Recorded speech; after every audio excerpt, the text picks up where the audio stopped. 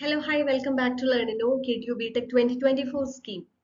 Engineering Entrepreneurship and IPR എന്നുള്ള സബ്ജക്റ്റിൽ module 4ൽ partners എന്നുള്ള ടോപ്പിക്കാണ് നമ്മൾ ഇന്ന് ഡിസ്കസ് ചെയ്യാൻ പോകുന്നത്. സോ ആരാണ് ഒരു ബിസിനസ്സിലെ പാർട്ട്ണർ, ഏതൊക്കെ ടൈപ്പ് ഓഫ് പാർട്ട്നേഴ്സ് ഉണ്ടായിരിക്കും, എങ്ങനെയാണ് പാർട്ട്ണർഷിപ്പ് ബിൽഡ് ചെയ്യുന്നത്, അതിലെ ചാലഞ്ചസ് എന്തൊക്കെയാണെന്നുള്ളത് നമുക്ക് ഡീറ്റെയിൽ ആയിട്ട് നോക്കാം. ഓക്കെ, സോ പാർട്ട്നേഴ്സ് എന്ന് പറയുന്നത് ഇൻഡിവിജ്വൽസ് ആയിരിക്കാം, ഓർഗനൈസേഷൻസ് ആയിരിക്കാം, അല്ലെങ്കിൽ ഒരു എൻറ്റിറ്റി ആയിരിക്കാം. നമ്മുടെ ഒരു ഗോള് അച്ചീവ് ചെയ്യാനായിട്ട് നമ്മളുമായിട്ട് കൊളാബറേറ്റ് ചെയ്യുന്നവരെയാണ് നമ്മൾ പാർട്ട്നേഴ്സ് എന്ന് പറയുന്നത്. അത് പല രീതിയിലായിരിക്കാം. ചിലപ്പോൾ നമ്മളൊരു ബിസിനസ് തുടങ്ങുമ്പോൾ തന്നെ ഒരു കോ ഫൗണ്ടർ എന്നുള്ള രീതിയിൽ പാർട്ട്നേഴ്സ് ആയിരിക്കും, അല്ലെങ്കിൽ എന്തെങ്കിലും നമ്മൾ ചിലപ്പോൾ ഏതെങ്കിലും ഒരു സ്റ്റേജിൽ നമ്മൾ പാർട്ട്നേഴ്സ് എടുക്കാം. ബിസിനസിന്റെ ഏതെങ്കിലും ഒരു സ്റ്റേജിലായിരിക്കും നമുക്ക് പാർട്ട്നേഴ്സ് വരുന്നത്. അപ്പോൾ അത് ഓരോ ബിസിനസ്സിനനുസരിച്ചിട്ട് അത് ഡിഫറെന്റ് ആയിരിക്കും. ഓക്കെ, അപ്പൊ എന്തായാലും നമുക്ക് ടൈപ്സ് ഓഫ് പാർട്ട്നേഴ്സ് നോക്കാം. Okay, so first one business partners ആണ്. ബിസിനസ് പാർട്ട്നേഴ്സ് എന്ന് പറഞ്ഞാൽ കോ ഫൗണ്ടേഴ്സ് അല്ലെങ്കിൽ സ്റ്റേക്ക് ഹോൾഡേഴ്സ്. അവര് നമ്മൾ ബിസിനസ് ഒരുമിച്ച് നടത്തി കൊണ്ടുപോവുക. അതായത് ഒരാൾ ഒറ്റയ്ക്ക് ബിസിനസ് നടത്താതെ രണ്ടുപേര് ചേർന്ന് ഒരു പാർട്ട്ണർഷിപ്പ് ബേസിസിൽ അത് നടത്തി കൊണ്ടുപോകാം. അപ്പൊ അവിടെ നമ്മൾ പ്രോഫിറ്റ് ആണെങ്കിലും ലോസ് ആണെങ്കിലും ഡിസിഷൻ മേക്കിംഗ് ആണെങ്കിലും റെസ്പോൺസിബിലിറ്റി ആണെങ്കിലും ഒക്കെ തന്നെ ഷെയർ ചെയ്ത് പോകുന്ന രീതിയിലായിരിക്കും ബിസിനസ് പാർട്ട്നേഴ്സ്. ഇനി സ്ട്രാറ്റജിക് പാർട്ട്നേഴ്സ് എന്ന് പറഞ്ഞു കഴിഞ്ഞാല് അതായത് ഈ മ്യൂച്വൽ ബെനിഫിറ്റിന് വേണ്ടിയിട്ട് കൊളാബറേറ്റ് ചെയ്യുന്ന ഓർഗനൈസേഷൻസ്. അവിടെ അതെന്ന് വെച്ച് കഴിഞ്ഞാൽ ഇപ്പൊ നമുക്ക് മാർക്കറ്റ് എക്സ്പാൻഡ് ചെയ്യണം, അല്ലെങ്കിൽ റിസോഴ്സ് ഷെയർ ചെയ്യണം, അങ്ങനെയൊക്കെയുള്ള കാര്യങ്ങൾക്ക് വേണ്ടിയിട്ട് കൊളാബറേറ്റ് ചെയ്യുന്നതാണ്.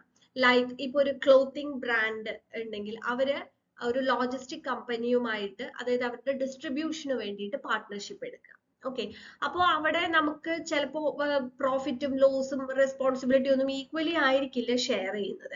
അതായത് നമുക്ക് മ്യൂച്വൽ ബെനിഫിറ്റിന് വേണ്ടി, അതായത് രണ്ടു കൂട്ടർക്കും ബെനിഫിറ്റ് ഉണ്ടാവാൻ വേണ്ടി കൊളാബറേറ്റ് ചെയ്യുന്നതാണ്. അതെയാണ് നമ്മൾ സ്ട്രാറ്റജിക് പാർട്ട്നേഴ്സ് എന്ന് പറയുന്നത്. നെക്സ്റ്റ് ചാനൽ പാർട്ട്നേഴ്സ് ആണ്. ചാനൽ പാർട്ട്നേഴ്സ് എന്ന് പറഞ്ഞു കഴിഞ്ഞാല് അതായത് നമുക്കിപ്പോ എന്തെങ്കിലും ഡിസ്ട്രിബ്യൂഷൻ സെൽ അല്ലെങ്കിൽ നമ്മുടെ പ്രൊഡക്റ്റ് പ്രൊമോട്ട് ചെയ്യാനും അങ്ങനെയൊക്കെ വേണ്ടിയിട്ട് പാർട്ട്നേഴ്സ്, ഇപ്പൊ ലൈക്ക് റീസെല്ലേഴ്സ് അല്ലെങ്കിൽ ഫ്രാഞ്ചൈസീസ്, അവരൊക്കെ ഈ ചാനൽ പാർട്ട്നേഴ്സിൽ വരും. പിന്നെ ടെക്നോളജി പാർട്ട്ണർ ആണ്. അതായത് നമുക്ക് ടെക്നോളജിക്കൽ സൊല്യൂഷൻസ് അല്ലെങ്കിൽ അതിന് വേണ്ടിയിട്ടുള്ള പ്ലാറ്റ്ഫോംസും ഒക്കെ പ്രൊവൈഡ് ചെയ്തുകൊണ്ട് സപ്പോർട്ട് ചെയ്യാൻ വരുന്നവരാണ് ടെക്നോളജി പാർട്ട്നേഴ്സ്. പിന്നെ ഇക്വിറ്റി പാർട്ട്നേഴ്സ് ഉണ്ട്. അവരെന്ന് പറഞ്ഞു കഴിഞ്ഞാൽ നമുക്ക് മണി ഇൻവെസ്റ്റ് ചെയ്യും.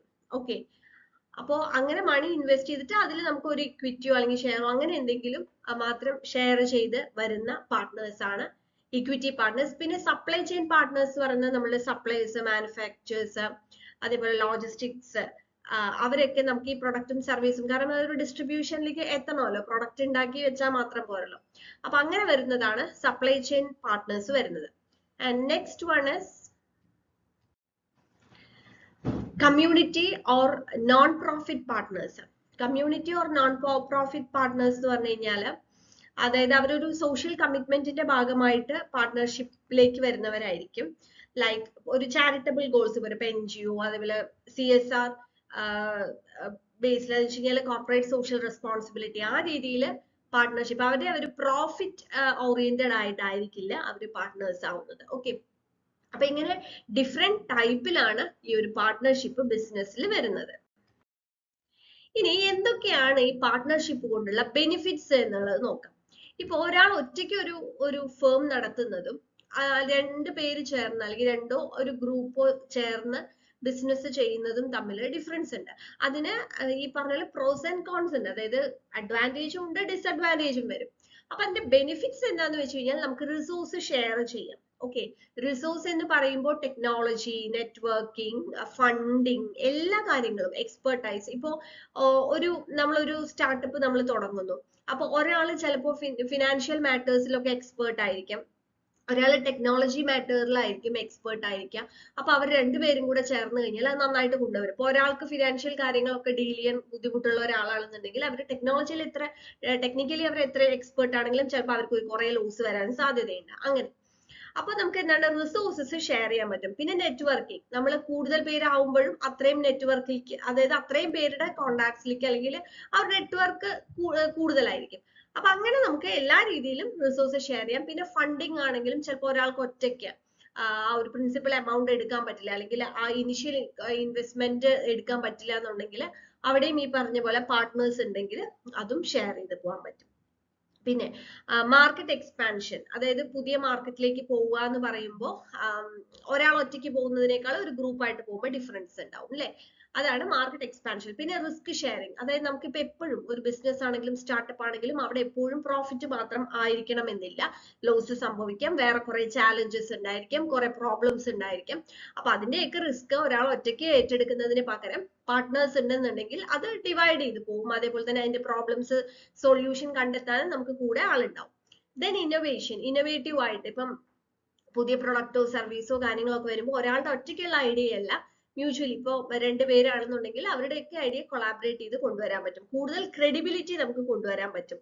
ആ ഒരു അത് എന്താ പറയാ, നല്ല രീതിയിൽ പോവുകയാണെന്നുണ്ടെങ്കിൽ ആ ഒരു ക്രെഡിബിലിറ്റിയും കൂടെ ഇംപ്രൂവ് ചെയ്യാനായിട്ട് സാധിക്കും.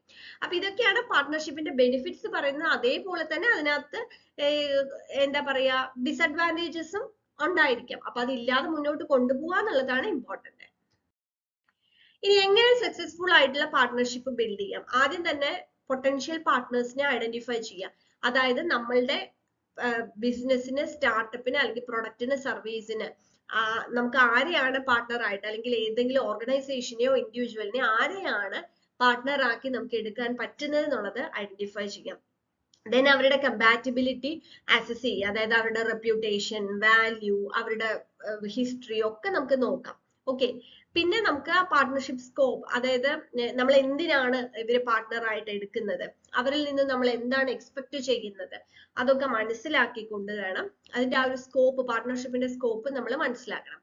പിന്നെ എപ്പോഴും നമ്മൾ പാർട്ട്ണർഷിപ്പ് എഗ്രിമെന്റ് നമ്മൾ ക്രിയേറ്റ് ചെയ്യണം. ഇപ്പൊ നമ്മൾ ഇത്ര ഫ്രണ്ട്ഷിപ്പിന്റെ പേരിലാണെങ്കിലും ബിസിനസ് ആവുന്ന സമയത്ത് നമ്മൾ അവിടെ ഒരു പാർട്ട്ണർഷിപ്പ് എഗ്രിമെന്റ്, ലൈക്ക് നമ്മളെ റെസ്പോൺസിബിലിറ്റീസ് എങ്ങനെയാണ് ഡെലിഗേറ്റ് ചെയ്യുന്നത് അല്ലെങ്കിൽ ഷെയർ ചെയ്യുന്നത്, ഡോക്യുമെന്റ് റോൾസ് എന്തൊക്കെയാണെന്ന് വെച്ചാൽ നമ്മൾ റോൾസ് ഇതെല്ലാം നമ്മൾ ഡോക്യുമെന്റ് ചെയ്യണം. ഓക്കെ, പിന്നെ അതേപോലെ തന്നെ ഓരോരുത്തരുടെയും കോൺട്രിബ്യൂഷൻ എന്താണ്, റിസോഴ്സ് എങ്ങനെയാണ് കോൺട്രിബ്യൂട്ട് ചെയ്യുന്നത്, റവന്യൂ എങ്ങനെയാണ് ഷെയർ ചെയ്യുന്നത്, ഓരോരുത്തരും എങ്ങനെയാണ് ബിസിനസ്സിൽ ഇൻവെസ്റ്റ് ചെയ്യുന്നത്, അപ്പൊ അങ്ങനെയുള്ള കാര്യങ്ങൾക്കൊക്കെ എഗ്രിമെന്റ് ഉണ്ടായിരിക്കണം.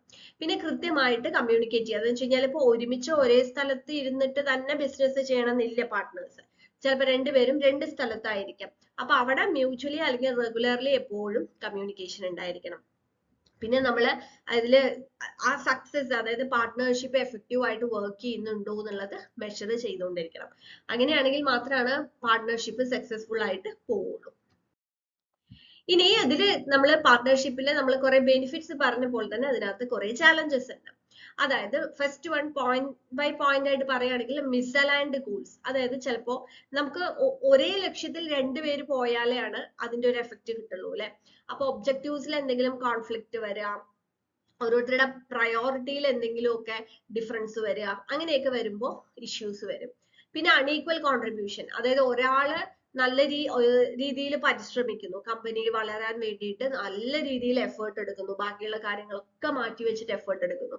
പക്ഷെ ഒരാൾ ഒരു ഉഴപ്പൻ മട്ടില് വേണമെങ്കിൽ ചെയ്യാം, എന്തായാലും മറ്റേ ആള് ചെയ്യുന്നുണ്ടല്ലോ, കമ്പനി എന്തായാലും വളരും, പെട്ടെന്ന് അതൊന്നും അങ്ങനെ വിചാരിക്കുമ്പോൾ, അതായത് കോൺട്രിബ്യൂഷൻ അൺഈക്വൽ ആവുമ്പോൾ ഇഷ്യൂസ് വരും. അപ്പൊ പാർട്ട്ണർക്ക് തോന്നുകയാണ് മറ്റേ ആള് കാര്യമായിട്ട് വർക്ക് ചെയ്യുന്നില്ല എന്ന് പറയുമ്പോൾ ചെറിയ ചെറിയ ഈഗോ ക്ലാഷസ് ഒക്കെ വരും, പിന്നീട് അത് വലിയ വലിയ ഇഷ്യൂസ് ആവും. ലാക്ക് ഓഫ് കമ്മ്യൂണിക്കേഷൻ, അതിലും ഇപ്പൊ നമ്മള് ഏതൊരു കാര്യം നമ്മൾ കമ്മ്യൂണിക്കേറ്റ് ചെയ്ത് നമ്മുടെ പാർട്ട്ണറെയും കൂടെ അറിയിക്കണം. ഇപ്പൊ എപ്പോഴെങ്കിലും എന്തെങ്കിലും ഒരു കാര്യം ചിലപ്പോൾ പറഞ്ഞില്ല, പ്രോപ്പർ ആയിട്ട് കമ്മ്യൂണിക്കേറ്റ് ചെയ്തില്ല എന്നുണ്ടെങ്കിൽ അവിടെ ഒരു മിസ്അണ്ടർസ്റ്റാൻഡിങ് വരും, അത് കൂടുതൽ ഇഷ്യൂസിലേക്ക് കൊണ്ടുവരും. പിന്നെ കൾച്ചറൽ ഡിഫറൻസ്, അത് നമ്മൾ പാർട്ട്നേഴ്സിനെ ചൂസ് ചെയ്യുമ്പോൾ തന്നെ ശ്രദ്ധിക്കേണ്ട കാര്യമാണ്. കാരണം അവരുടെ ഒരു ബാക്ക്ഗ്രൗണ്ട് അല്ലെങ്കിൽ അവരുടെ എന്താ പറയാ രീതികൾ കാര്യങ്ങളൊക്കെ ഡിഫറെന്റ് ആയിട്ടുള്ള ഒരാളാണെന്നുണ്ടെങ്കിൽ ചിലപ്പോൾ മ്യൂച്വലി കോർപ്പറേറ്റ് ചെയ്ത് പോകാനായിട്ട് പറ്റില്ല.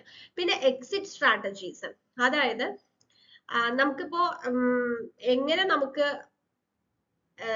ഈ പറഞ്ഞ പാർട്ട്ണർഷിപ്പിൽ നിന്ന് നമുക്ക് മൂവ് ചെയ്യാം എന്നുള്ള കാര്യങ്ങൾ, അതിൽ വരുന്ന ക്ലാഷസ്. ഓക്കെ, അപ്പൊ അങ്ങനെ കുറെ അധികം ചാലഞ്ചസും പാർട്ട്ണർഷിപ്പിൽ ഉണ്ട്. പക്ഷെ പാർട്ട്ണർഷിപ്പ് നല്ല രീതിയിൽ നമ്മൾ കൊണ്ടുപോവുകയാണെന്നുണ്ടെങ്കിൽ അത് ബിസിനസ്സിന് യൂസ്ഫുൾ ആവുകയും ചെയ്യും. ഓക്കെ, അപ്പൊ ഇത്രയും കാര്യങ്ങളാണ് പാർട്ട്നേഴ്സുമായിട്ട് ബന്ധപ്പെട്ട് പറയാനുള്ളത്. Thank you.